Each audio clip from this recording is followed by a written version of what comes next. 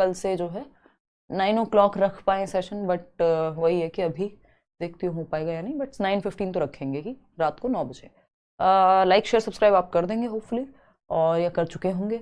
इसका जो पीडीएफ होगा, जो प्रीवियस पीडीएफ है, अगर पेंडिंग है एक आध तो मैं देख लूँगी, अदरवाइज तो आपको मिल चुके होंगे, आंसर्स मार्क्ड होंगे उसमें, है ना।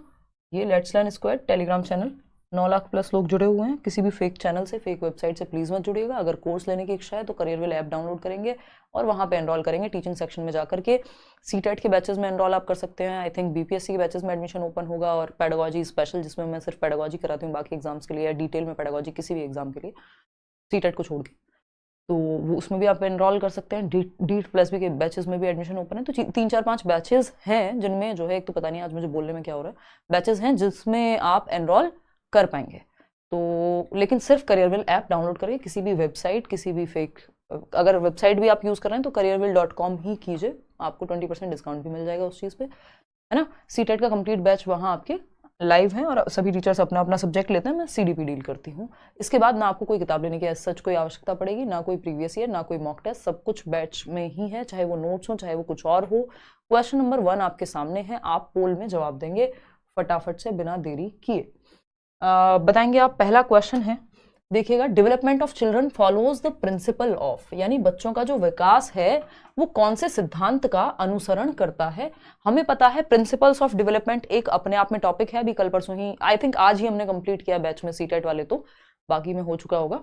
तो अगर हम बात करें विकास के सिद्धांत, विकास एक बहुत बड़ी प्रक्रिया है, उसको समझने के लिए कुछ सिद्धांत लगते हैं, कुछ नियम लगते हैं। जैसे देश एक बहुत बड़ी अपने आप में एक तंत्र है, तो उसको समझने के लिए, इजी बनाने के लिए हमने क्या किया, हम कॉन्स्टिट्यूशन को लेकर के आए, कुछ नियमों को लेकर के आए। तो इसी तरह से प्रिंसिपल्स भी डेवलपमेंट को ठीक से समझने में हमारी मदद करते हैं और हमारे कॉन्सेप्ट को क्लियर करते हैं डेवलपमेंट के बारे में। तो इसके प्रिंसिपल्स में से कौन सा एक प्रिंसिपल सही है? सैकड़ों प्रिंसिपल हैं जिसमें से 10 12 15 हम करते हैं।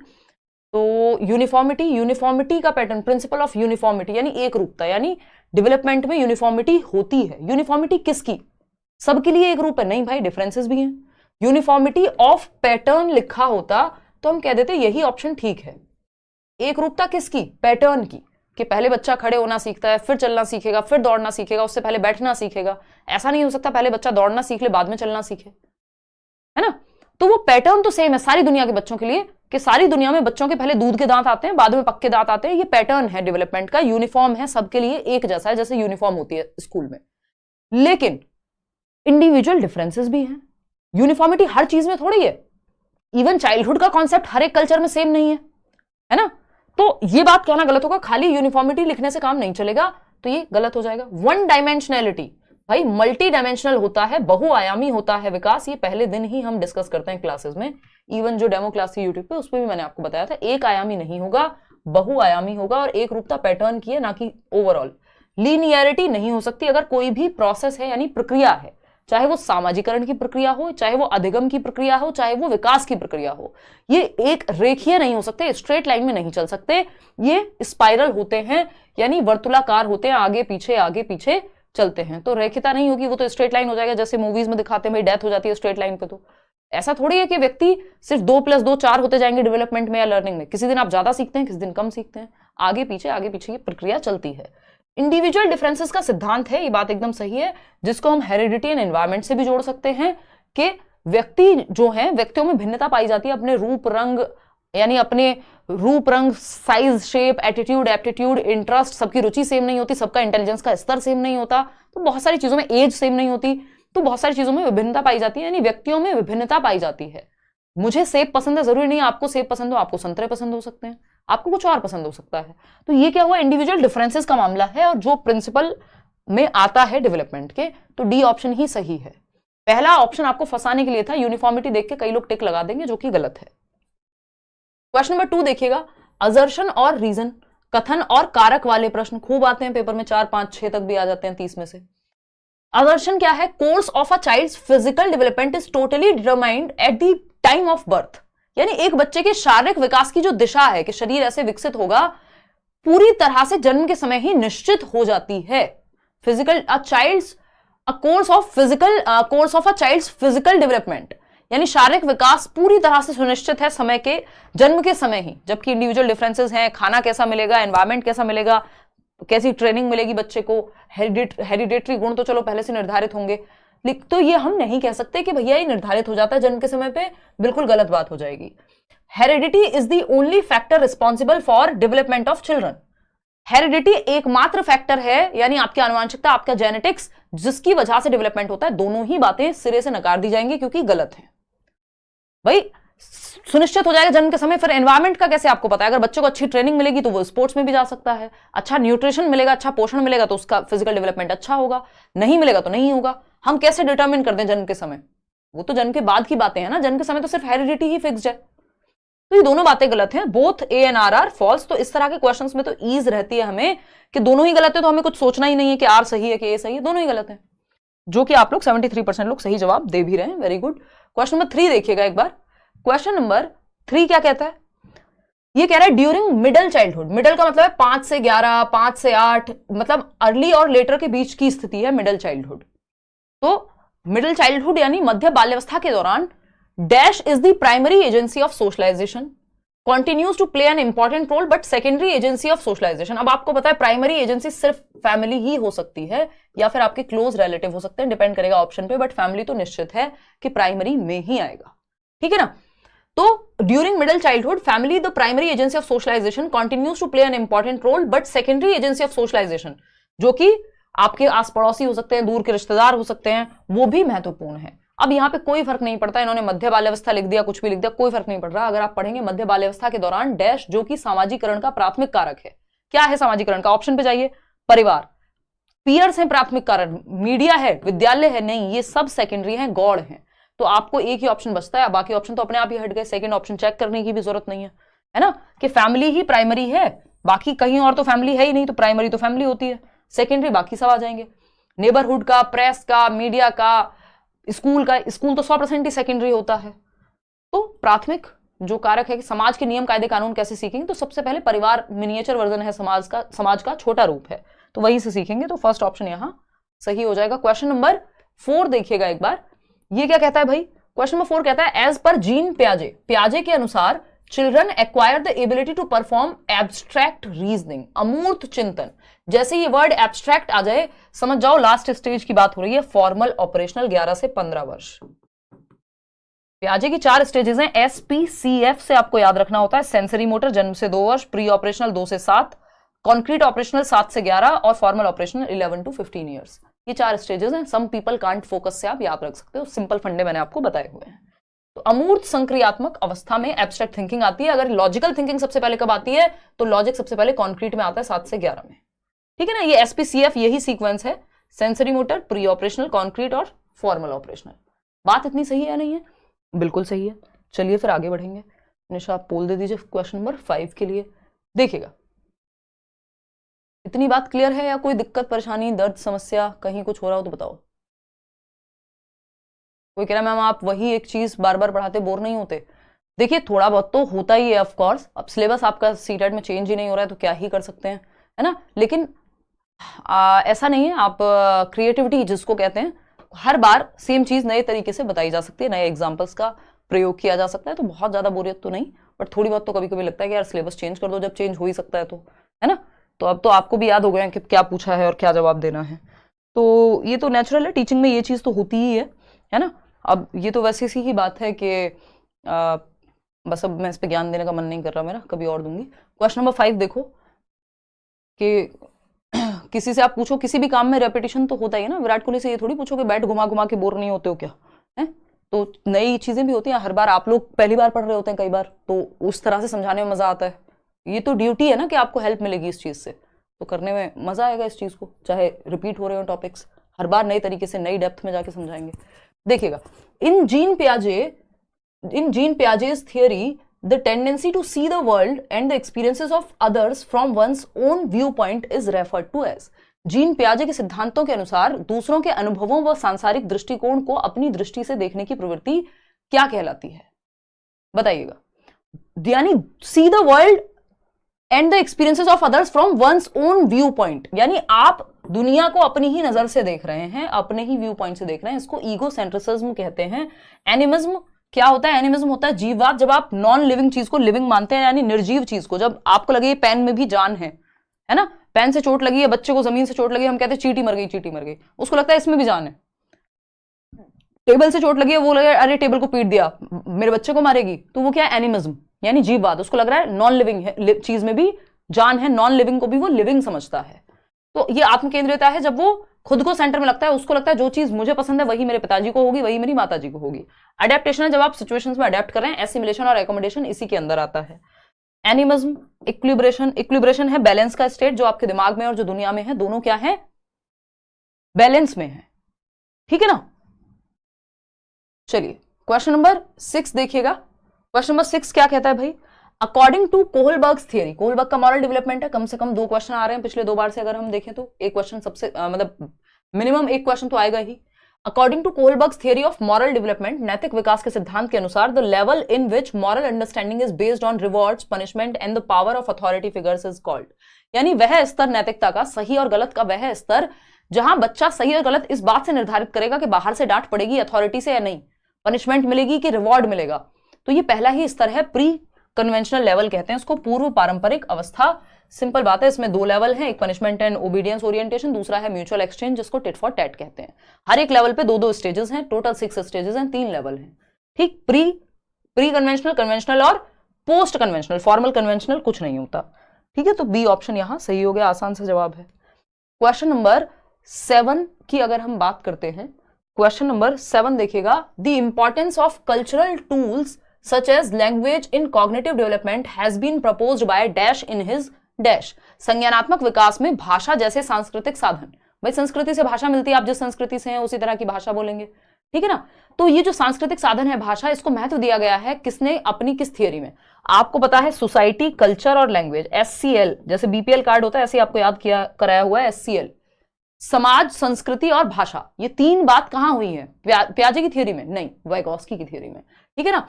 तो हैज बीन प्रपोज्ड बाय लेव वाइगॉस्की, वाइगॉस्की सब जगह पे, पियाजे वाला ऑप्शन हटा दीजिए, तो 2 ऑप्शन हट गए, सिर्फ 2 बचे भाई, ये दोनों हट गए ना, क्योंकि सोसाइटी, कल्चर और लैंग्वेज की बात हो रही है, भाषा की बात हो रही है, कल्चरल टूल्स की बात हो रही है, पियाजे तो करते नहीं है इस तरह की बातें। तो Vygotsky in his what, socio cultural theory, अब इसलिए इनका नाम याद होना जरूरी है, जिसको ये नहीं पता कि वाइगॉस्की की थियरी को कहते क्या है तो गड़बड़ होगी।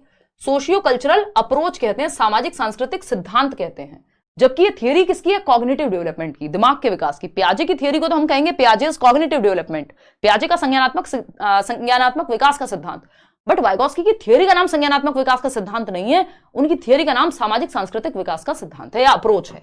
तो फर्स्ट ऑप्शन यहां व्यवहारवादी, भाई बिहेवियरिस्टिक तो है ही नहीं, वाइगॉस्की क्या है, रचनावादी हैं, कंस्ट्रक्टिविस्ट हैं, तो पहला ही ऑप्शन यहां सही हो गया। चीजों को समझना है, रट्टे नहीं लगाने हैं, नहीं तो दिक्कत हो जाएगी पेपर में, क्योंकि नए तरीके से पूछेगा और आप घूम जाएंगे, ठीक। क्वेश्चन नंबर 8 देखिएगा, लेव वाइगॉस्की प्रपोज्ड दैट चिल्ड्रन, लेव वाइगॉस्की ने प्रस्तावित किया कि बच्चे, पहला ऑप्शन है learn passively through the processes of repetition and recall. देखो बच्चों को कभी भी पैसिव नहीं रख पाएंगे वाइगॉस्की, क्योंकि वो एक्टिव रखेंगे, चाहे पियाजे हो चाहे वाइगॉस्की हो, रचनावादी हैं दोनों, तो बच्चे को रचना करने पे फोकस कराएंगे, एक्टिव रखने पे फोकस करेंगे, सक्रिय रखने पे, पैसिव नहीं रख सकते हैं बच्चे को। बच्चा जहां पैसिव या निष्क्रिय, इसका मतलब वाइगॉस्की बात नहीं कर रहे उसके बारे में, या पियाजे बात नहीं कर रहे, कोई भी नहीं कहेगा कि बच्चे को निष्क्रिय रखो, स्पेशली आज के समय में अगर कोई भी जवाब आपको पैसिव रखने को कह रहा है बच्चे को, वो आंसर गलत है।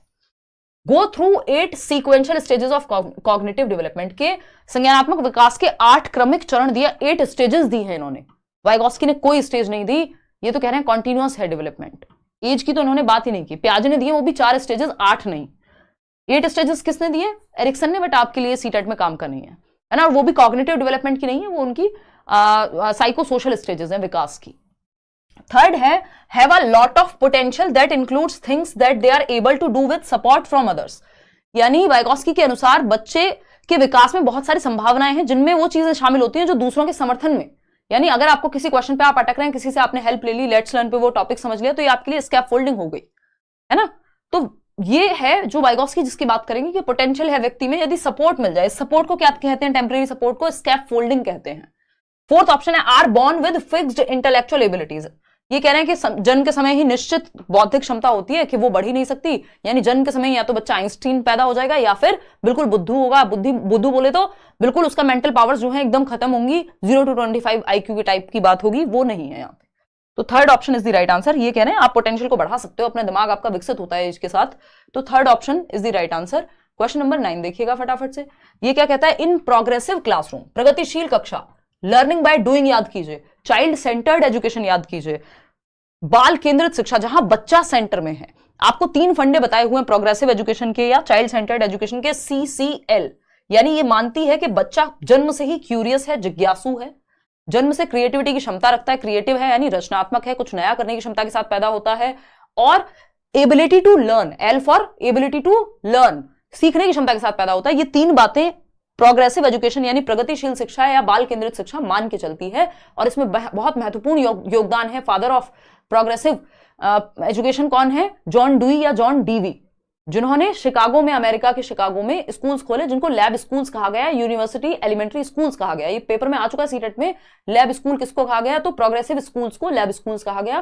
तो ये छोटी छोटी बातें जो आपको ध्यान में रखनी है, ये नहीं है कि अब नहीं पूछा जा रहा तो पूछा नहीं जा सकता, सिलेबस में ही है ना। एक प्रगतिशील कक्षा में शिक्षिका कैसी होगी, जो बच्चों को एक्टिव रखे, फॉलोज लर्निंग बाय डूइंग, मिल गया हमें अपना answer, based on the child's interest, बच्चे की रुचि के हिसाब से बच्चे को एक्टिव रखे। फिर भी बाकी 3 ऑप्शन पढ़ेंगे, इसमें सबने 91% लोगों ने जवाब सही दिया है। Follows the pedagogy of repeated practice and memorisation, देखो ये रट्टा लगवाना, मेमोराइज कराना, ये बिल्कुल अच्छा तरीका नहीं है। Ensures that all teaching is directed towards examination, सिर्फ एग्जाम पे बेस्ड हो सारी टीचिंग। प्रमोट्स कॉम्पिटिशन, नहीं, कोऑपरेशन को प्रमोट करना है, ना कि प्रतिस्पर्धा को। गला काट प्रतिस्पर्धा हमारे लिए दुर्भाग्य की बात है, ठीक है ना। बच्चों के केस में स्पेशली बच्चों की रुचि के अनुरूप करके सीखने की पद्धति का पालन करना, बच्चों को सेंटर में रखना, बच्चों को एक्टिविटी कराना, बच्चा जहां एक्टिव है वो ऑप्शन आपके लिए सबसे बेहतर है। ये एक सिंपल फंडा है जो पेडागोजी में लगभग हर क्वेश्चन पे लागू हो जाएगा क्वेश्चन, और मैं कई साल से ये बात करते हुए आ रही हूँ। क्वेश्चन नंबर 10 देखो, the ability to understand oneself, खुद को समझने की क्षमता, एंड नो वंस थॉट्स, खुद के विचारों को समझने की क्षमता या जानने की क्षमता, खुद के इमोशंस कि मुझे खराब महसूस हो रहा है, अच्छा महसूस होता है, कब अच्छा महसूस होता है, कब खराब महसूस होता है, किस चीज में मैं एंजॉय करता हूं, कौन से सब्जेक्ट को, ये सारी जो क्षमता है, ये जानने की क्षमता अपने बारे में, ठीक है ना रागिनी।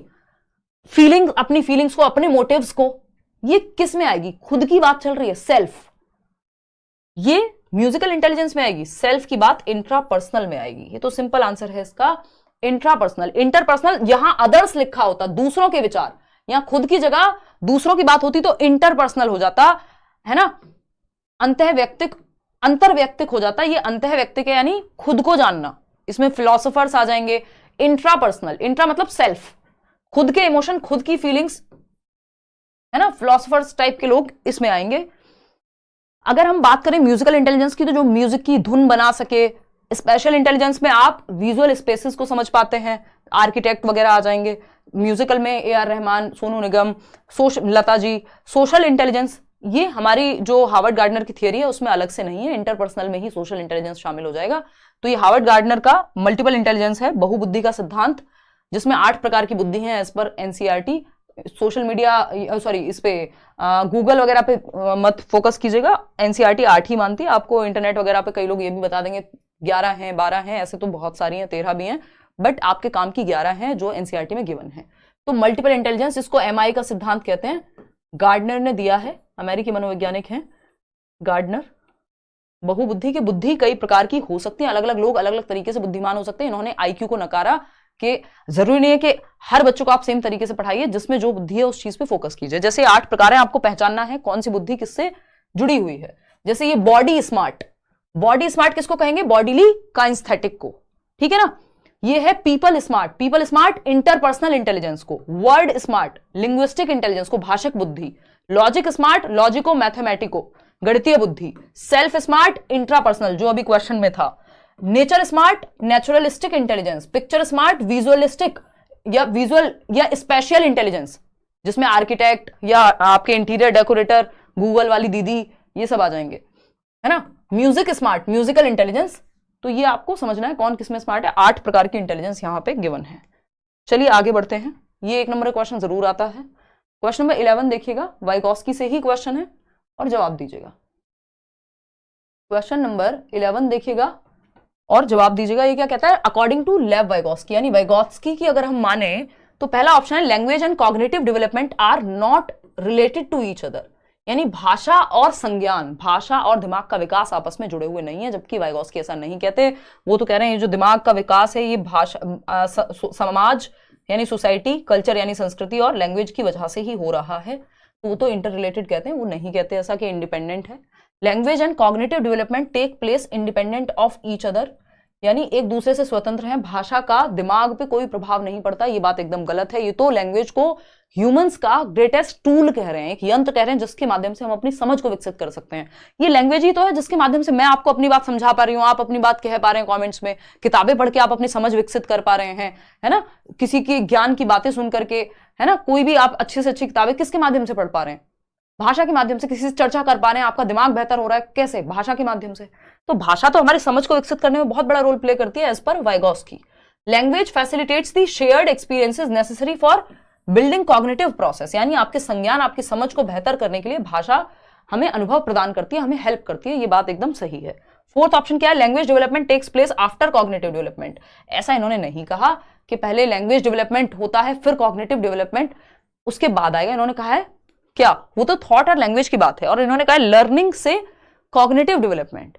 ये नहीं कहा कि पहले लर्निंग ही होगी और फिर कॉग्निटिव डेवलपमेंट होगा जाकर के, या भाषा का ही, लर्निंग में सिर्फ लैंग्वेज डेवलपमेंट नहीं आता, लर्निंग किसी भी प्रकार की हो सकती है। तो ये बात बन नहीं पा रही है, इसलिए थर्ड ऑप्शन ही यहां सही है। तो ये आपको कंफ्यूज करने के लिए अच्छे ऑप्शंस दिए हुए थे। क्वेश्चन नंबर 12 देखिएगा और जवाब दीजिएगा।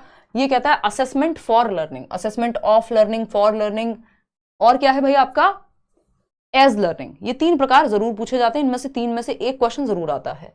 अधिगम के आकलन करने में निम्नलिखित में से क्या शामिल है। पहला ऑप्शन है categorisation and labelling of students in same ability. जब ये लेबलिंग आ गया, ये अपने आप में गलत है, बच्चों पे ठप्पा लगाना, ये फास्ट आता है, ये इंटेलिजेंट है, ये बुद्धू है, ये गलत तरीका है।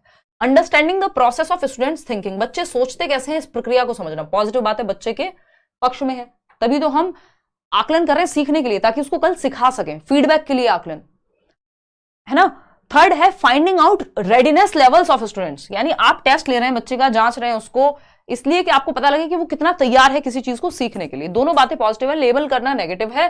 सिंपली सेकंड और थर्ड सही आंसर हो गया, सेकंड। चलिए आगे बढ़े। क्वेश्चन नंबर 13 देखिएगा, बढ़िया जवाब दे रहे हैं आप लोग। क्वेश्चन नंबर 13 देखिएगा, ये क्या कह रहा है भाई, देखना एक बार, बॉयज और गर्ल्स की बात हो रही है। कहा जा रहा है कि जो लड़के हैं वो तो बुद्धिमान होते हैं, लड़कियां तो सिर्फ आज्ञा का पालन करने के लिए बनी हैं।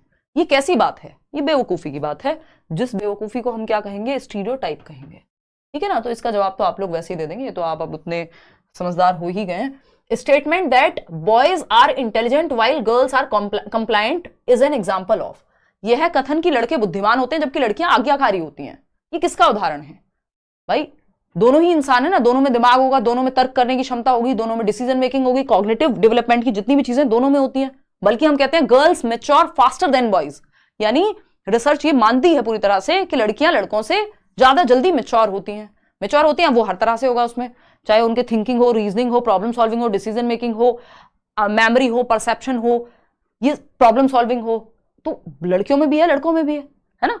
तो हम ये नहीं कह सकते कि लड़कियां सिर्फ आज्ञा पालन के लिए बनी है। अगर ऐसा हो रहा है तो उसमें समाज का बहुत बड़ा योगदान है, ये बाय डिफॉल्ट नहीं है हमारे अंदर, नेचुरल नहीं है ये चीज। तो ये क्या हुआ, ये एग्जाम्पल है किसका, जेंडर स्टीरियोटाइप का, क्योंकि ऐसा मानते आए हैं कुछ लोग, है ना। जेंडर रूढ़िवादिता का उदाहरण है कि प्री कंसीव्ड नोशन है, ठीक। इक्वालिटी इसमें कुछ नहीं है, कोई फ्लेक्सिबिलिटी नहीं है, इक्विटी तो बिल्कुल नहीं है दूर दूर तक भी। इक्विटी जब हम नीड के हिसाब से समझ रहे हो चीजों को, अभी कल परसों ही पढ़ा था ना टॉपिक बैच में। असेसमेंट शुड बी, आकलन किस प्रकार का होना चाहिए ये पूछा है। ओनली क्वांटिटेटिव, यानी मात्रात्मक के इतने % नंबर आए ऐसा होना चाहिए आकलन, या फिर कॉम्प्रीहेंसिव, व्यापक, यानी उसमें क्वांटिटेटिव और क्वालिटेटिव दोनों हैं। स्कोलैस्टिक यानी शैक्षिक व सह शैक्षिक। सह शैक्षिक क्या है, बच्चे का दौड़ना भागना कूदना, उसकी हॉबीज सब कुछ है, और आपके सब्जेक्ट्स भी हैं, दोनों को मिला करके, यानी कॉम्प्रीहेंसिव, व्यापक मूल्यांकन। सीसीई यही कहता है ना, कॉन्टिन्यूअस एंड कॉम्प्रीहेंसिव। स्टैंडर्डाइज्ड में तो सिर्फ आप एक ही तरीके से मापेंगे, समेटिव क्यों, फॉर्मेटिव भी होना चाहिए जिसमें फीडबैक मिले। तो क्वालिटेटिव एंड क्वांटिटेटिव बोथ व्यापक होना चाहिए, सिंपल बात है। आगे बढ़ेंगे, क्वेश्चन नंबर 15 देखिएगा फटाफट से। ये क्या कहता है भाई, क्वेश्चन नंबर 15 कहता है why should children B assessed, बच्चों का आकलन करें क्यों, हम उनका टेस्ट लें क्यों, जांचें क्यों, मूल्यांकन क्यों करना है बच्चों का भाई, ताकि पता लग सके कहां कमियां हैं, कैसे इंप्रूव करेंगे, आगे कैसे बेहतर सीख सकते हैं, फीडबैक के लिए, है ना। तो पहला ऑप्शन है to compare the performance of children, बच्चों की परफॉर्मेंस को कंपेयर करने के लिए। कंपेयर करना एकदम नेगेटिव बात है, लेबल करना, कॉम्पीट कराना बच्चों को एकदम खराब बातें हैं ये, ठीक। कंपेयर कराने से थोड़ा ना इंप्रूवमेंट हो जाएगी। टू एन करके शर्मा जी के बेटे से अच्छा कर लो, वर्मा जी की बेटी से अच्छा कर लो, कंपटीशन को बढ़ावा देना, जी नहीं, ये नेगेटिव टर्म्स हैं, नेगेटिव कीवर्ड्स हैं, कीवर्ड्स वाले सेशन में हम ये करेंगे। To identify and label slow learners, जो बच्चे धीमे सीखते हैं उन पर ठप्पा लगा दो कि तुम तो धीमे सीखते हो, नहीं, इनमें सब में नेगेटिव है, बस फोर्थ ऑप्शन ही एक पॉजिटिव बचता है। To improve the process of teaching learning, सीखने और सिखाने की प्रक्रिया में सुधार की कहां आवश्यकता है, कहां टीचर अपने मेथड्स को परिवर्तन लाए, अपने मेथड्स में चेंज लाए, अपने अप्रोच में चेंज लाए, कौन से एग्जांपल्स चेंज करे, किस बच्चे को कैसे समझ में आता है, बच्चा अपने अंदर क्या चेंज करे, ये सारी चीजें पता लगती हैं जब हम आकलन करते हैं। जब आप ये 30 नंबर का टेस्ट लगाएंगे और आप देखेंगे कि किन टॉपिक्स में आपको दिक्कत हो रही है, तो क्या होगा, आपको पता लगेगा कि कहां चेंजेस की जरूरत है। तो फीडबैक के लिए होता है आकलन, ना कि ठप्पा लगाने के लिए। क्वेश्चन नंबर 16 देखिएगा, inclusive education stresses on, 5 number का टॉपिक है समावेशी शिक्षा। समावेशी शिक्षा किस पर बल देता है, यह पूछा है हमसे। पहला है enhancing the potential of each student, हर बच्चे के अंदर जो छिपा हुआ पोटेंशियल है उसको बाहर निकाल के लाने में इंक्लूसिव का मतलब ही है एजुकेशन फॉर ऑल, हर बच्चे के लिए शिक्षा, बात तो ठीक है। Viewing gaps in learning as deficiencies, यानी जो गैप रह गए हैं सीखने में उनको कमियों की तरह देखना, कमियों की तरह नहीं देखना, उन पे काम किया जा सकता है इस रूप में देखना, तो बच्चे में कमी थोड़ी ढूंढते हैं हम। सी ऑप्शन है third option, assessing cognitive skills on the basis of academic performance, यानी हम ये कहें जो नंबर ज्यादा लेकर के आ रहा है एकेडमिकली वो उसका दिमाग सही चलता है, अदरवाइज बाकी लोग खराब हैं, तो ये एकदम खराब अप्रोच हो जाएगी। हो सकता है बच्चे का इंटरेस्ट ना हो उस सब्जेक्ट में, हो सकता है उसको समझ ही नहीं आ रहा हो पेपर में कैसे लिखना है, टॉपिक उसको आता हो, तो ये कहना एकदम गलत तरीका है। फोर्थ ऑप्शन है setting same parameters of learning and assessment of each child, हर बच्चे से सेम एक्सपेक्टेशन रखना बेवकूफी हो जाएगी, क्योंकि बच्चे अलग अलग हैं तो उनकी क्षमताएं भी अलग अलग होंगी, उनके इंटरेस्ट यानी उनकी रुचि भी अलग अलग होगी, उनका एप्टीट्यूड, उनमें जो क्षमता है वो भी अलग अलग होगी। तो पहला ही ऑप्शन है हर बच्चे के अंदर जो भी पोटेंशियल छिपा हुआ है वो जितना बेहतर कर सकता है उसको बेहतर करने का माहौल देना। क्वेश्चन नंबर 17 देखिएगा, बड़ा सवाल है असर्शन रीजनिंग का, फटाफट से जवाब दीजिएगा, फिर हम आगे बढ़ेंगे। कथन पढ़िए, कारण पढ़िए और फिर जवाब दीजिए। इतने में थोड़ा 2 बूंद जिंदगी की पानी पी लेती हूँ और जल ग्रहण कर लीजिए, थक गए होंगे, जल ग्रहण कर लीजिए। ये भी तो मीम चल रहा है आजकल, देखा तुमने? नहीं, कोई बात नहीं। अरे वो विवाह मूवी का है नहीं वो, हाँ, मतलब आजकल मीम कल्चर ने पता नहीं क्या, अब तो एक एक शब्द मन से निकलता है। और मैं कुछ टाइम से, मतलब पिछले शायद 4-5-6 महीने से इंस्टाग्राम पे रील्स थोड़ा बहुत देख लेती हूँ, तो ऊपर से तो दिमाग में रह जाती हैं चीजें, फिर तो हर एक लाइन पे एक मीम याद आता है ना। मैं सोचती हूँ जिनको बहुत सारे काम करने हैं, अभी पढ़ाई लिखाई करनी है, उनके लिए कितना डिस्ट्रैक्टिंग है बहुत सारी चीजें, मतलब अगर इतना डेटा हमारे दिमाग में भर जाएगा। खैर जिसको करना है वो कर ही लेगा। देखो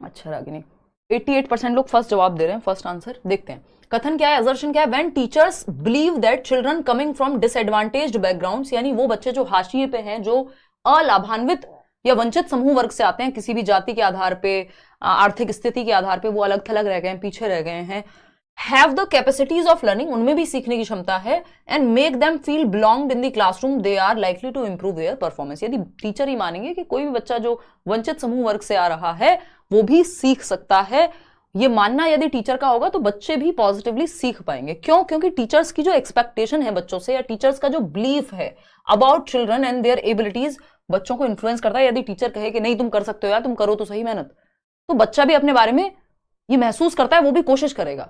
तो टीचर्स का जो बिलीफ है, वो एक्सपेक्टेशन हेल्पफुल होती है सीखने में। तो ये दोनों ही बातें एकदम सही हैं, first is the right answer. आगे बढ़ेंगे क्वेश्चन नंबर 18 पर। ये क्या कहता है, फटाफट से देखिएगा, फिल इन द ब्लैंक्स खेलने की बात हो रही है, फटाफट से जवाब दीजिएगा। हेलो सुष्मिता, जवाब दे लो क्वेश्चन का। हाय हेलो में जीवन निकल जाएगा, नहीं तो बिल्कुल होगा। जब पढ़ोगे शाम तो अपने आप एग्जाम क्लियर होगा भाई, सही तरीके से पढ़ोगे जब। Presentation of content in dash facilitates dash, multiple ways में प्रेजेंट करना कंटेंट को फैसिलिटेट करेगा लर्निंग ऑफ ऑल चिल्ड्रन। सारे बच्चे सीख पाएंगे क्योंकि आप अलग अलग तरीके से प्रेजेंट कर रहे हो, किसी को पिक्चर दिखा के, किसी को एक्टिविटी करा के, पिक्चर मतलब इमेज, किसी को एग्जांपल्स देके, तो अलग अलग तरीकों से जब आप सिखाते हैं तो सारे बच्चे सीख सकते हैं, ये बात एकदम सही है। मल्टीपल वेज में जब आप सिखाते हैं तो सिर्फ स्पेशल बच्चे सीखेंगे, जो चिल्ड्रन विद स्पेशल नीड हैं, कोई विजुअली इंपेयर्ड हो सकता है, कोई ऑडिटरी किसी को प्रॉब्लम हो सकती है सुनने में, सिर्फ वो बच्चे सीखेंगे नहीं, सारे बच्चे सीख सकते हैं, तो सिर्फ स्पेशल क्यों? Learning of all children uniform manner में नहीं, यूनिफॉर्म होता है जो पहनने वाली यूनिफॉर्म है सेम सबके लिए स्कूल में, तरीके पढ़ाने की यूनिफॉर्म नहीं होने चाहिए, वो डिफरेंशिएटेड इंस्ट्रक्शन होनी चाहिए, मल्टीपल वेज से पढ़ाइए, एक समान तरीके से एक ही मेथड से पढ़ाओगे तो सबको एक डंडे से हाँकने पे हर बच्चे को समझ नहीं आ पाएगा, तो ये गलत है। यूनिफॉर्म मैनर में पढ़ाओ अगेन, ये गलत हो गया। तो फर्स्ट ऑप्शन ही है एकमात्र जो सही उत्तर है। आगे बढ़ेंगे क्वेश्चन नंबर 19 पर। ये क्या कहता है भाई, पढ़ो फटाफट से, नोट लिखा हुआ है, ध्यान से पढ़ना। करवाएंगे इंग्लिश भी कविता, थोड़ा लेवल को वास्ट कीजिए, बहुत जल्दी है आपको, है हर तरह के सवाल होंगे, पिछले सेशन में मिक्स्ड क्वेश्चंस होंगे जो जरूरी है, बस आपको सिर्फ क्वेश्चन सॉल्व करते जाना है, वो मेरी जिम्मेदारी है मैं किस तरह के क्वेश्चन डाल रही हूँ। किसी सेट में किसी तरह के क्वेश्चन होंगे, सब कुछ मिक्स एंड मैच होगा। आप ये सेशंस अगर प्रैक्टिस वाले 30 आउट ऑफ 30 लगा देते हैं, आपको बहुत ज्यादा नहीं सोचना, पेपर अपने आप सॉल्व होगा आपसे, अगर आप समझ पा रहे हैं ये सेशंस दिमाग में जा रहे हैं तो। Which of the following is not a reasonable accommodation for students with learning disability? वो बच्चा, लर्निंग डिसेबिलिटी शब्द किसने दिया था? सैमुअल किर्क ने। सीखने की अक्षमता वाले बच्चे जिनको कोई भी डिसेबिलिटी है, चाहे वो डिसलेक्सिया हो सकती है, चाहे वो डिसलेक्सिया मतलब पठन संबंधी विकार, वो डिस्ग्राफिया हो सकती है लेखन संबंधी विकार, राइटिंग डिसऑर्डर जिसको हम कहते हैं, डिस्फेजिया हो सकती है लैंग्वेज को समझने में दिक्कत, तो ऐसे बच्चों को शामिल करने के लिए कौन सा तरीका सही नहीं है? Not allowance for frequent breaks between task, ADHD वाले बच्चे को ये चीज हेल्प करेगी, जो कि हम कह सकते हैं कि यदि एडीएचडी यानी attention deficit hyper activity disorder, यानी बच्चा ज्यादा देर तक ध्यान एक जगह टिका के नहीं रख पाता, तो उसको ब्रेक्स में पढ़ाओ, पार्ट्स में तोड़ के पढ़ाओ, लर्निंग डिसेबिलिटी का पार्ट हो गया, ठीक है। Extending allotted time for test, अगर किसी बच्चे को दिक्कत है, देखने में दिक्कत है, तो उसको एक्स्ट्रा टाइम दे दो, सही बात है, या सुनने में दिक्कत है, एक्स्ट्रा टाइम दे सकते हो, होता है, गवर्नमेंट एग्जाम्स में भी होता है ऐसा। Providing a space with minimal distractions, ऐसा एनवायरमेंट, मान लीजिए ऑटिस्टिक बच्चा है तो वो बार बार डिस्ट्रैक्ट ना हो, या बार बार उसको दिक्कत होगी आसपास की सराउंडिंग में अगर चेंज होगा, तो ये भी ठीक है। तीनों चीजें किसी ना किसी लर्निंग डिसेबिलिटी के लिए ठीक है। लेकिन standardise test for assessment, standardise का मतलब ये for all, same for all, तो सबको सेम डंडे से हाँकना बिल्कुल सही तरीका नहीं है। आपको फ्लेक्सिबिलिटी लानी है, आकलन में लचीलापन लाना है, अपने पढ़ाने के तरीके में भी और बच्चों को टेस्ट करने के तरीके में भी।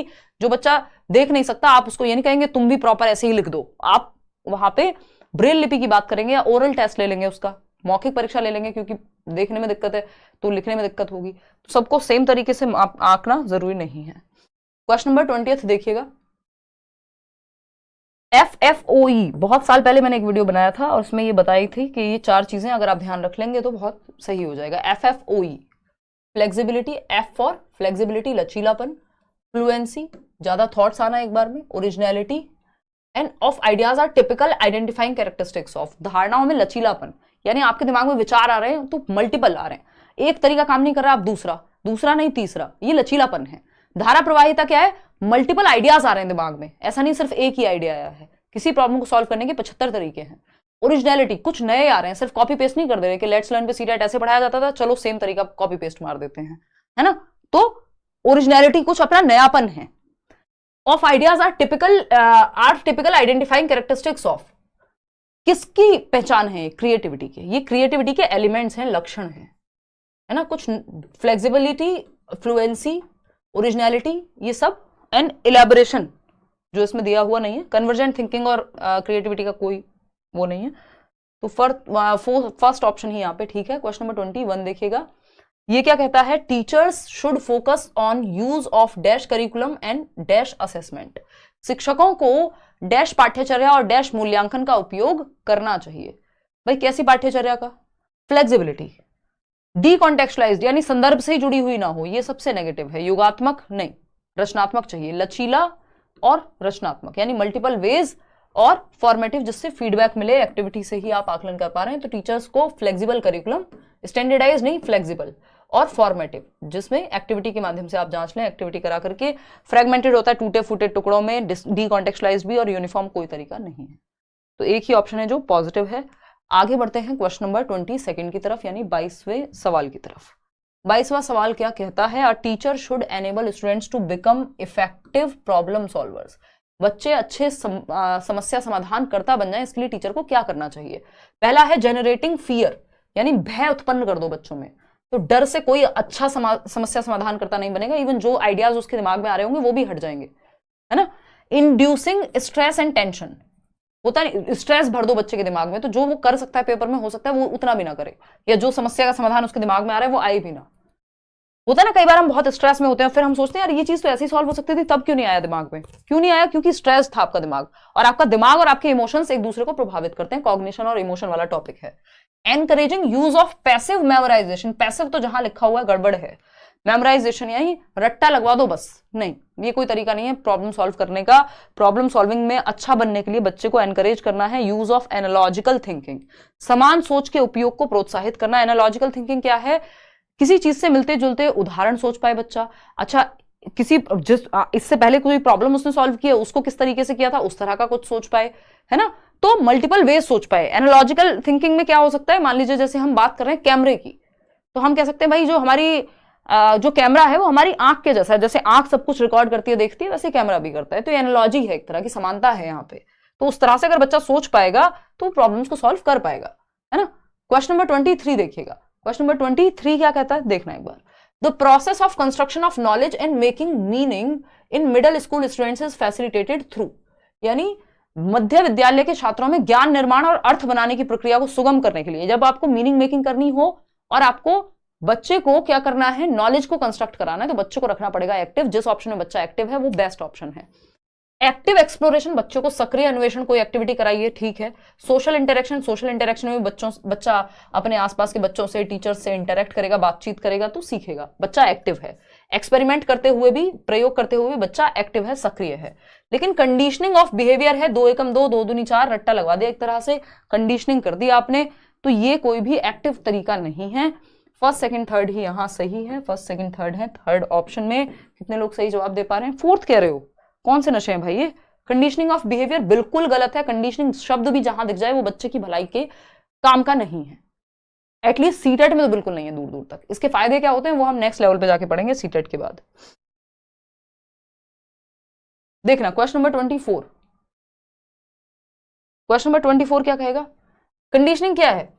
छोड़ो, कंडीशनिंग क्या है आपको नहीं जानने की जरूरत है, सीटेट में बिल्कुल भी नहीं है। क्वेश्चन नंबर 24 देखिए, which of the following strategies will not facilitate students conceptual understanding, बच्चों के कॉन्सेप्ट्स को बेहतर करने में कौन सी चीज हेल्प नहीं करेगी, यानी कॉन्सेप्ट्स की अंडरस्टैंडिंग में कौन सी चीज खराब है।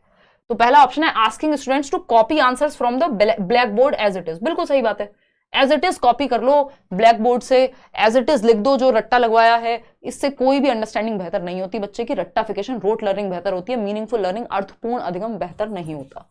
आस्किंग स्टूडेंट्स के कोई जो चीज आपको एक्सप्लेन की गई है या बताई गई है आपको, आप अपने किसी दोस्त को समझाओ, तो इसमें तो कॉन्सेप्ट अच्छा होता है जब आप किसी को समझाते हो, पढ़ाते हो, बताते हो। थर्ड ऑप्शन है asking students to think of examples and non examples. Examples होते हैं जो डायरेक्टली किसी चीज के बारे में बात करें, नॉन एग्जाम्पल्स होते हैं जो इनडायरेक्टली बात करें। जब हम चिड़िया की बात कर रहे हैं, यानी जब हम बर्ड का कॉन्सेप्ट समझा रहे हैं, तो हम बर्ड के एग्जाम्पल दें कि भाई ये कबूतर है, ये कोई और बर्ड है ना। लेकिन नॉन एग्जाम्पल क्या होगा कि जब हम एरोप्लेन दिखा रहे हैं या हेलीकॉप्टर दिखा रहे हैं तो समझा रहे हैं कि ये बर्ड नहीं होता, तो उससे रिलेटेड और अनरिलेटेड एग्जाम्पल्स के द्वारा क्लियर करना सही है, इससे कॉन्सेप्ट क्लियर होगा। Asking students to make linkages with previous concept, ये सबसे बेहतर है कि ओल्ड नॉलेज से, पहले जो कॉन्सेप्ट सीखा है उससे जोड़ दो नए कॉन्सेप्ट को। गलत क्या है? फर्स्ट ऑप्शन, तो जो गलत है वही सही है क्योंकि पूछा ही गलत है, नॉट लिखा हुआ था। चलिए क्वेश्चन नंबर 25 पर चलते हैं।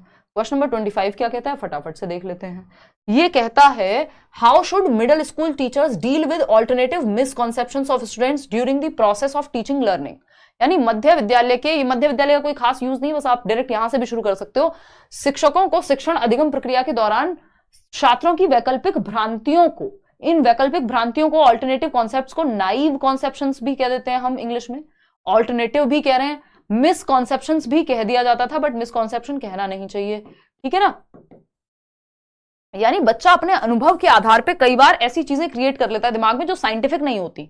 जैसे जब उसने जब टीचर ने उसने तालाब में देखा था हरे रंग का पानी, क्योंकि उस पे जो काई होती है एक लेयर जम गई थी, तो उसने सोचा हाँ हरे रंग का होता है पानी।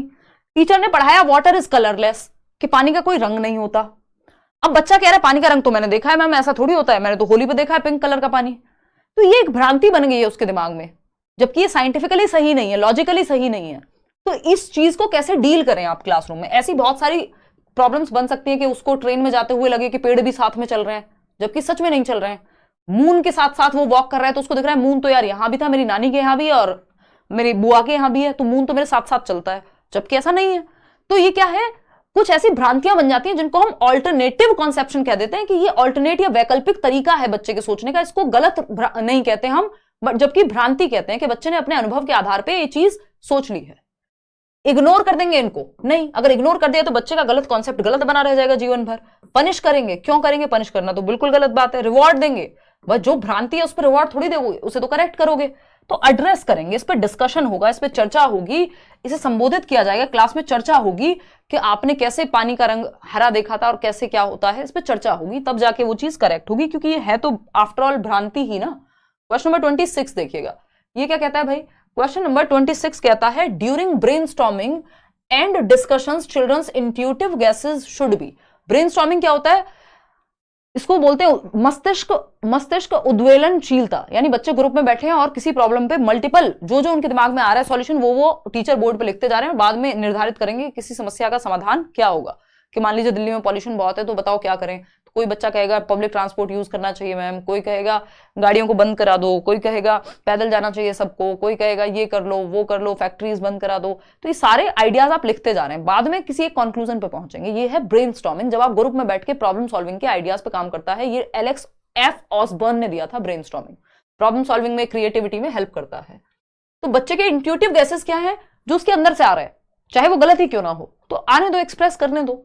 डिस्करेज करेंगे नहीं, इग्नोर करेंगे नहीं, पनिश करेंगे नहीं, फैसिलिटेट करेंगे, सुसाधित करेंगे जो उसके सहज अनुभवों से, उसके एक्सपीरियंस के आधार पर जो भी सॉल्यूशन वो बता रहा है, बाद में फिर उसको देखेंगे कि उसका करना क्या है, एक्सेप्ट करेंगे। क्वेश्चन नंबर 27 देखिएगा, ये क्या कहता है, the process of problem solving, समस्या समाधान की जो प्रक्रिया है वो किससे बेहतर होगी या सुगम बनाया जा सकता है, फैसिलिटेट किया जा सकता है, किस चीज के माध्यम से। फटाफट से देखना, रिस्पॉन्स सेट, ये बहुत इंपॉर्टेंट क्वेश्चन है, कन्वर्जेंट थिंकिंग, फंक्शनल फिक्सनेस या मेकिंग इंट्यूटिव गेसेस। अभी इसी की बात कर रहे थे ना, इंट्यूशन से जो आए, जो आपको लग रहा है अंदर से बच्चे को, वो अपनी बात रखे क्लास में, तो धीरे धीरे प्रॉब्लम सॉल्विंग बढ़ेगी। क्यों, क्योंकि वो मल्टीपल तरीके सोचेगा, उसमें से मान लो 10 में से 9 तरीके खराब है, एक तो काम का निकलेगा कुछ, तो उसके अंदर से मन में जो भी आ रहा है पूछ लिया कि अच्छा ये शोर कम करने के लिए क्या करें, या दिवाली पे ये हो रहा है, या वो कुछ नॉइज पॉल्यूशन के बारे में अगर बात कर रहे हैं कैसे कम कर सकते हैं, तो उसके मल्टीपल वेज हो सकते हैं। बच्चे के मन में जो जो आ रहा है उसको निकलने दो, फिर उस पर चर्चा करो। तो ये सहज तरीका हो गया, प्रॉब्लम सॉल्विंग में हेल्पफुल है। लेकिन रिस्पॉन्स सेट क्या होता है, रिस्पॉन्स सेट है आपने कभी कोई समस्या हल की थी किसी तरीके से, उसी तरीके पर अटके हुए हैं आप, एक ही तरीका है आपके दिमाग में किसी भी प्रॉब्लम को सॉल्व करने का। फंक्शनल फिक्सनेस क्या है, तो ये नेगेटिव है, ये प्रॉब्लम सॉल्विंग में डेट्रीमेंटल है, यानी रुकावट बनता है। ये पेपर में पूछा जा सकता है कि रुकावट क्या बनेगा, तो ये रुकावट बनेगा, डेट्रीमेंटल है, रुकावट बनेगा रिस्पॉन्स सेट, क्योंकि एक ही तरीका किसी भी प्रॉब्लम को सॉल्व करने के लिए काम का नहीं होता। कन्वर्जेंट थिंकिंग अपने आप में ही प्रॉब्लम सॉल्विंग के लिए हार्मफुल है, डाइवर्जेंट होनी चाहिए, मल्टीपल वेज होने चाहिए। कन्वर्जेंट में तो आप 4 ऑप्शन है, एक आंसर चूज कर लेंगे। फंक्शनल फिक्सनेस क्या होती है, फंक्शनल फिक्सनेस है कि आप किसी चीज को डिफरेंट तरीके से यूज कर सकते हैं, ये आपके दिमाग में ही नहीं आता कि ये पेन सिर्फ पेन की तरह ही यूज होगा। इसको कई लोग क्लिप की तरह यूज कर सकते हैं बालों में, कई लोग इसको अलग अलग तरीकों से यूज कर सकते हैं, जैसे निशा बताएंगे किस किस तरीके से यूज कर सकते हैं। तो बेसिकली कई लोग इसको पेपर वेट की तरह यूज कर सकते हैं कि कई सारे पेपर्स रखे ऊपर से पेन रख दिया। तो पेन का सिर्फ यही तरीका है कि सिर्फ उसको लिखा ही जा सकता है, या कोई भी एक चीज जिसको ट्रेडिशनली जैसे यूज कर रहे हैं वही वैसे ही यूज की जा सकती है। नहीं, हम कहते हैं इंडिया में तो हम कहते हैं जुगाड़ का देश है, मतलब हम इतने क्रिएटिव लोग हैं, इतनी प्रॉब्लम सॉल्विंग हमारे अंदर है, हम एक चीज के डिफरेंट तरीके निकाल लेते हैं, है ना। घर में पुराने कपड़ों को नहीं फेंकता कोई, कभी उनसे पोंछा लग रहा है, कभी फिर बाद में बाइक साफ हो रही है, तो वो फंक्शनल फिक्सनेस नहीं है, वो क्रिएटिविटी है। फंक्शनल फिक्सनेस में क्या है कि भैया अगर कपड़े हैं तो बस वो पहन लिए और फिर उसके बाद टाटा बाय बाय कर दो उनको, यहाँ वो जीवन भर यूज हो रहे हैं जब तक जीवित हैं, मतलब कपड़े तो कैसे जीवित होंगे, समझ रहे हैं ना। फंक्शनल फिक्सनेस है कि किसी चीज का जो तरीका दे दिया है बस वैसे ही यूज कर सकते हैं उसको, जबकि बच्चा ऐसे नहीं करता। बच्चे के लिए माउस सिर्फ क्लिक करने की चीजें नहीं, वो तो फोन की तरह भी इसको यूज कर लेगा। तो ये फंक्शनल फिक्सनेस मतलब जो ट्रेडिशनल तरीका है बस आप एक ही तरीका सोच पा रहे हैं, जबकि इंट्यूटिव गैस में जो मन में आ रहा है उसके वो बता पाएगा, जो कि सही है। क्वेश्चन नंबर 28 देखिएगा, क्वेश्चन नंबर 28 देखिएगा, ये क्या कहता है, competition among students in a middle school classroom. देखो ये मिडिल स्कूल क्लासरूम हो और प्राइमरी क्लासरूम हो कोई फर्क नहीं पड़ता, कंपटीशन जहां लिखा है यानी प्रतिस्पर्धा को बिल्कुल बढ़ावा आपको नहीं देना। प्रतिस्पर्धा की जगह आपको सहयोग या कोऑपरेशन की बात करनी है, बच्चे के अंदर जो क्षमताएं हैं वो उसमें बेहतर करे, कोई स्पोर्ट्स में बेहतर कर सकता है वो वहां करे। ये नहीं है कि दूसरों से कॉम्पीट करने में ही आप लगाए रहे, बच्चे को कट थ्रोट कॉम्पिटिशन का हिस्सा बना दें। तो एज अ टीचर आपको डिस्करेज करना है कॉम्पिटिशन को। कहां पे है? शुड बी डिस्करेज्ड, एनकरेज्ड नहीं, इग्नोर्ड नहीं। इग्नोर करेंगे कैसे चलेगा? एनकरेज नहीं कि विनर और लूजर्स होते हैं ऑल, नहीं। Should be discouraged since it increases the stress and anxiety of cognitive growth, कि बच्चा जो नेचुरली उसमें क्षमता थी वो दब जाएगी उसकी, क्योंकि आप सिर्फ शर्मा जी के बेटे से ज्यादा नंबर लाने पे फोकस्ड हैं। हो सकता है वो कुछ और, वो बहुत अच्छा म्यूजिशियन बन सकता था, आपने उसकी क्षमता को डेवलप ही नहीं होने दिया। और जो मूवी है ना 3 इडियट्स, तो उसमें वो वायरस है, वो कंपटीशन को भरपूर बढ़ावा देते हैं, वो ऐसे टीचर हैं और बहुत सारे टीचर्स हैं ऐसे, है ना। अब इसके फायदे नुकसान अपने हैं, लेकिन नुकसान ज्यादा है, बच्चे की सेल्फ एस्टीम जो उसका खुद का मन होता है वो कई बार दब जाता है। तो 4th option is the right answer over here. आगे बढ़ेंगे, बट कॉम्पिटिटिव एग्जाम्स में तो ये एक सच्चाई भी है कि भैया यार उस पर नहीं जाएंगे, आते हैं इधर 29th क्वेश्चन। व्हेन चिल्ड्रन, लेकिन कुछ भी हो, अगर आप सिर्फ अपनी स्ट्रेंथ्स पे फोकस करेंगे, अपने ऊपर फोकस करेंगे, बच्चा अपने इंटरेस्ट पे फोकस करेगा, उस पर मेहनत करेगा, तो वो अपने आप बहुत अच्छा कर रहा होगा। जरूरी नहीं है कि वो 4 लोगों को देख करके कि अच्छा इससे बेहतर बनना है, इससे बेहतर बनना है, इससे बेहतर बनना है। इस अप्रोच से ज्यादा बेहतर है कि वो खुद से बेहतर बने हर दिन। क्वेश्चन नंबर 29 क्या है? When children experience the emotion of dash their learning is likely to be influenced positively, यानी लर्निंग पॉजिटिव होगी, बेहतर होगी किस तरह का इमोशन फील करने पे? शर्म महसूस करेगा यदि, तो लर्निंग कहां से बेहतर होगी? शर्म में तो वो बेचारा जो बात आती होगी वो भी नहीं कहेगा। फियर, नेगेटिव इमोशन तो हो नहीं सकता जिससे लर्निंग पॉजिटिव हो जाएगी, पॉजिटिव इमोशन से ही तो लर्निंग पॉजिटिव होगी। फियर, भय से पॉजिटिव लर्निंग होगी? नहीं, रट्टाफिकेशन हो सकता है। जॉय, ये बात एकदम सही है, पॉजिटिव इमोशन है। यदि बच्चा जॉय को एक्सपीरियंस करेगा, उसको मजा आता है कि यार ये टीचर से पढ़ के एकदम मजा आ जाता है ना, कितना मजा आता है सीखने में, भूल ही जाते हैं कि पेपर भी देना है। तो ये क्या है? अगर जॉय महसूस करेगा, वो खुशी का अनुभव करेगा, चाहे वो बैडमिंटन खेलते हुए हो, चाहे वो कोई कहानी पढ़ते हुए हो, है ना, जिसका जिस चीज में इंटरेस्ट हो। अगर लर्निंग को जॉयफुल हम बना पाएंगे तो पॉजिटिवली इंपैक्ट होगी लर्निंग। ह्यूमिलिएशन, उसको अपमान कर रहे हैं हम, तो वहां नहीं चलेगी बात। तो एक ही ऑप्शन पॉजिटिव है जो लर्निंग को पॉजिटिवली इन्फ्लुएंस करेगा। आज के लिए आखिरी सवाल ये है आपका, असर्शन और रीजनिंग। स्टेटमेंट पढ़िए, उसका जवाब दीजिए। हम थोड़ा जल ग्रहण कर लेते हैं। निशा चाहिए?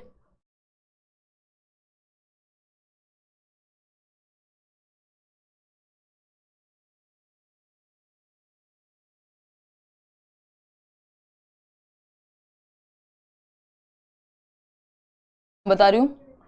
हाँ, तो निशा ने बताया है कि पेन को पेन फाइटर के लिए भी यूज कर सकते हैं, बहुत सारे बच्चे करते हैं, हम भी करते थे, याद होगा आपको। यहाँ 4-5 पेन पड़े हुए हैं, ऐसे डेस्क पे डाल के, और टच ना हो जाए और उठाना होता था पेन, याद आया कुछ? तो पेन को सिर्फ पेन की तरह यूज करेंगे तो फंक्शनल फिक्सनेस हो जाएगी। हम इसको मल्टीपल तरीकों से यूज कर सकते हैं, जिसमें से पेन फाइटर एक उदाहरण है जो निशा ने दिया है। तब निशा नहीं बोली, मैं इनको यही कह रही थी, कहा क्यों नहीं कि मैं बोलूंगी, मैं बताऊंगी। देखो फटाफट से लास्ट क्वेश्चन है, 85% लोग सही जवाब दे रहे हैं आई थिंक, देखते हैं अभी।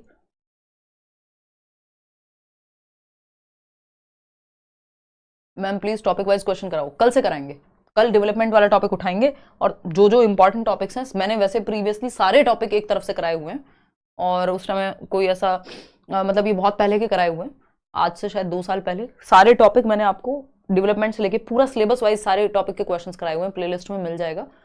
अब मैं इंपॉर्टेंट टॉपिक आपको करा दूंगी, पिछली बार भी कराए थे, हर साल ही कराती हूँ। डेवलपमेंट 5 नंबर की वेटेज है, तो हम कल डेवलपमेंट से ही शुरू करेंगे, क्योंकि आगे आने वाले टॉपिक्स भी हेल्प करते हैं अगर डेवलपमेंट आपने पढ़ लिया हो ठीक से। तो ये लास्ट क्वेश्चन है, स्टेटमेंट क्या है? Promoting students to reflect on attributing their success and failure to internal factors help them to work on themselves constructively.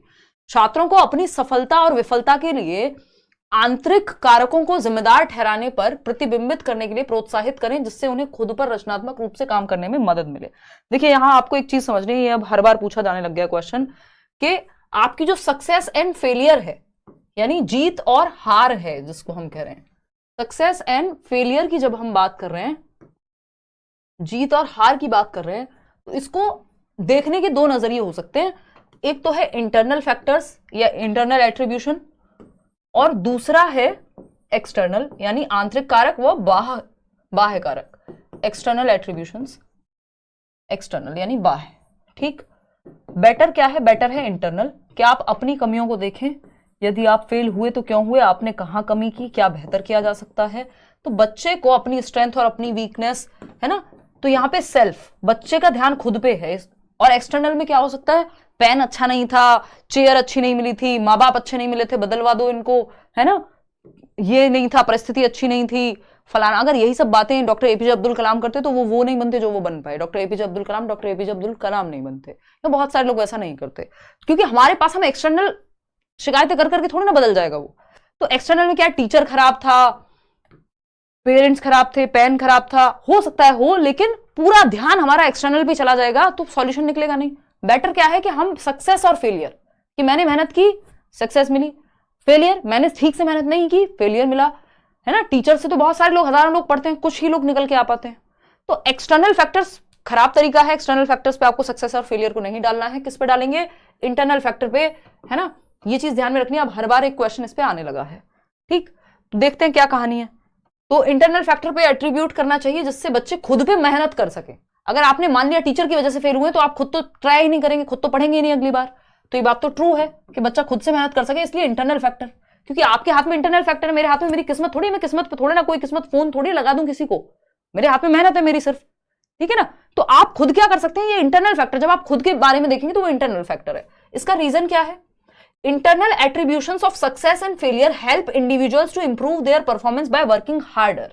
सफलता और असफलता के आंतरिक गुण व्यक्तियों को कड़ी मेहनत करके अपने प्रदर्शन को बेहतर बनाने में मदद करते हैं। अगर हम सफलता और असफलता का कारण, ये ऊपर वाला पढ़िए, छात्रों को अपनी सफलता और विफलता के लिए आंतरिक कारकों को जिम्मेदार ठहराने पर क्या होगा, प्रोत्साहन मिलेगा कि उन्हें खुद पे क्या काम करना है, ठीक है ना। और सफलता और असफलता के आंतरिक गुण व्यक्तियों को कड़ी मेहनत करने के लिए मजबूर करेंगे, अगर वो आंतरिक रूप से देखना सफलता को और असफलता को भी। तो दोनों बातें सही है, इसका रीजन सही है, first is the right answer out of